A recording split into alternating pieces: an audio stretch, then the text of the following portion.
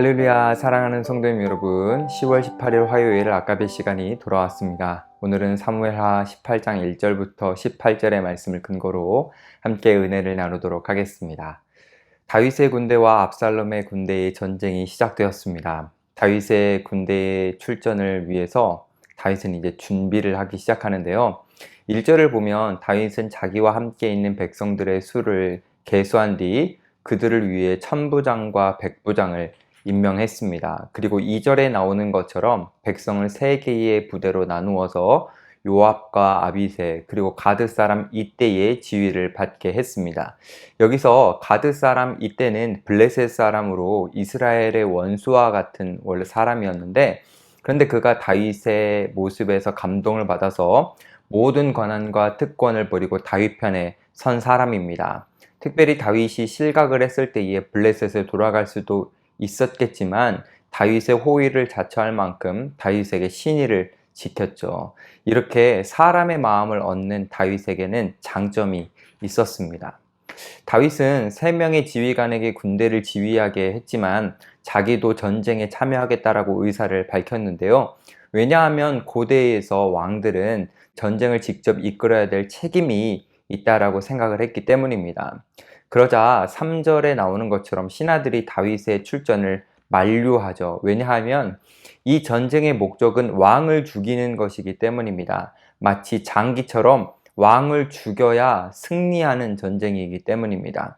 다윗과 압살롬 둘 중에 한 사람이 죽거나 항복해야 끝나는 전쟁이기 때문에 신하들은 자신들이 죽더라도 다윗은 살아서 이스라엘을 지켜야 한다라고 말했던 것입니다.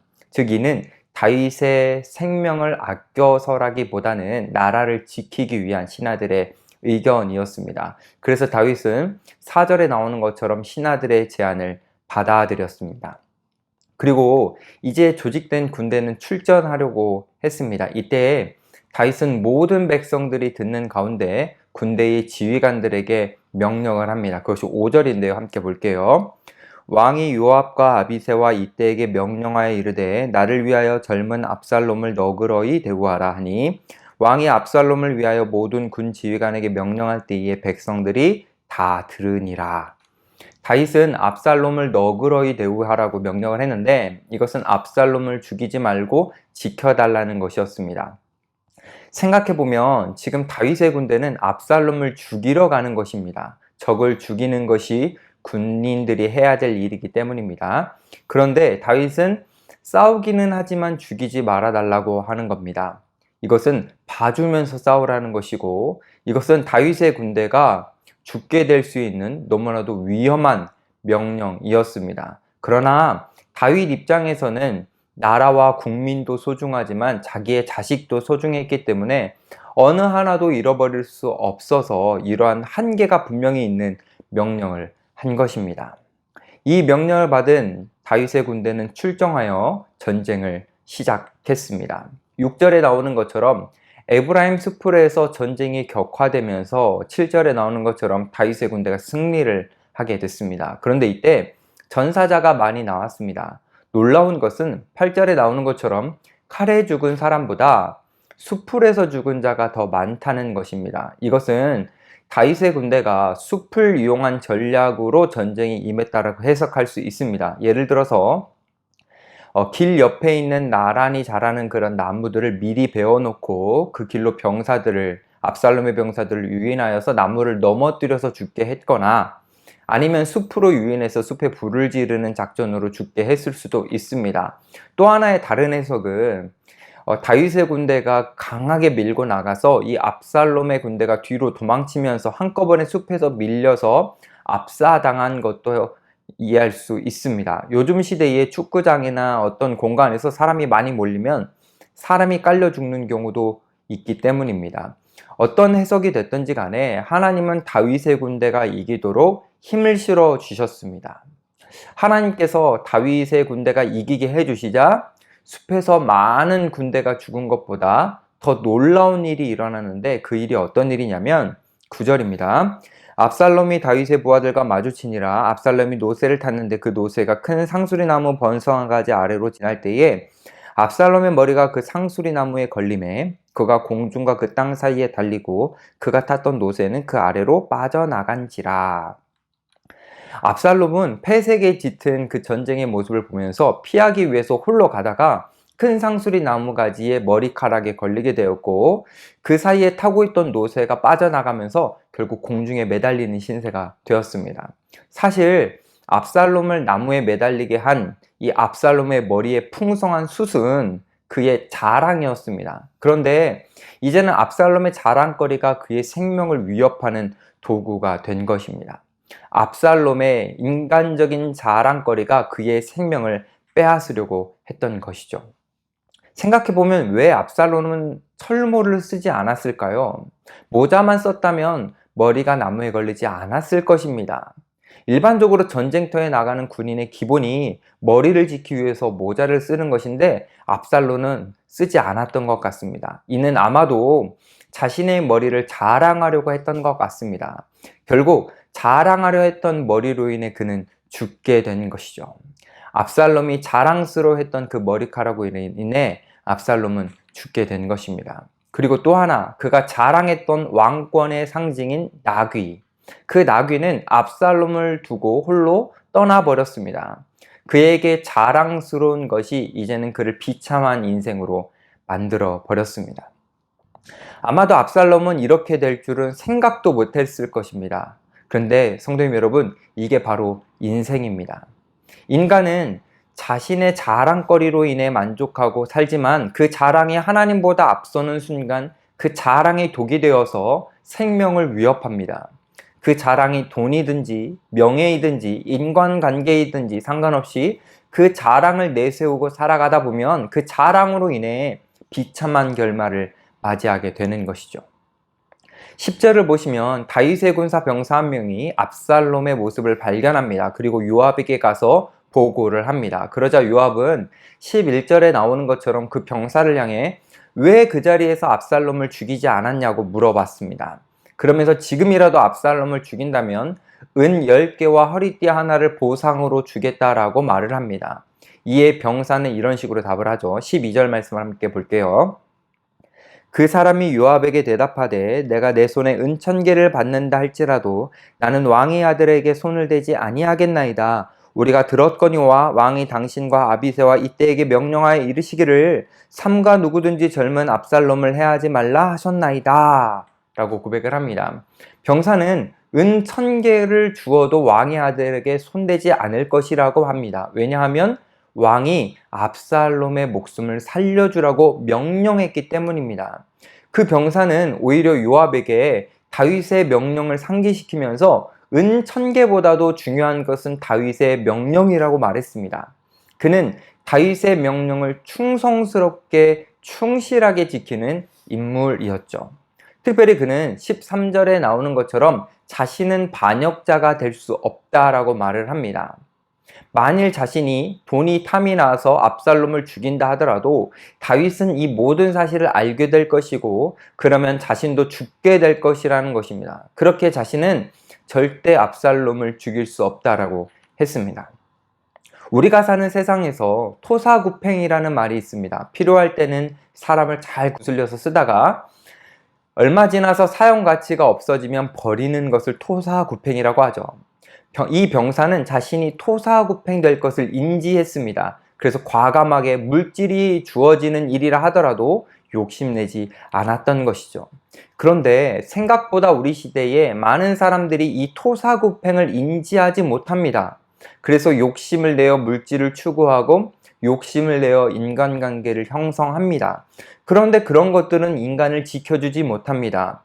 이를 모르고 물질과 사람을 믿으며 살아가는 사람들은 나중에 그것으로부터 버림을 당하고 후회하게 되는 것입니다. 병사가 하지 않을 것이라고 단호하게 말하자 14절에 나오는 것처럼 요압은 자신이 직접 압살롬을 죽이기 위해서 갑니다. 그리고 그 압살롬의 가슴에 창으로 표현된 막대기를 찌르고 그리고 압살롬을 나무에서 떨어뜨렸습니다. 그리고 15절에 나오는 것처럼 자신의 부하들이 압살롬을 쳐 죽이게 했습니다. 요압은 다윗이 압살롬을 죽이지 말라라고 했던 것을 알았고 이것에 대한 책임을 물을 수 있다는 것을 알았기 때문에 진정으로 압살롬을 죽이는 그 책임을 어린 병사들에게 돌린 것입니다. 여기서 우리가 생각해 볼 것이 있습니다. 요압은 왜 압살롬을 이렇게까지 죽이려고 할까요? 사실 압살롬은 나무에 매달려 있었기 때문에 생포하여 왕에게 데려갈 수 있었는데 왜 죽이려고 했을까요? 요압은 압살롬을 위협인물로 생각했던 것입니다.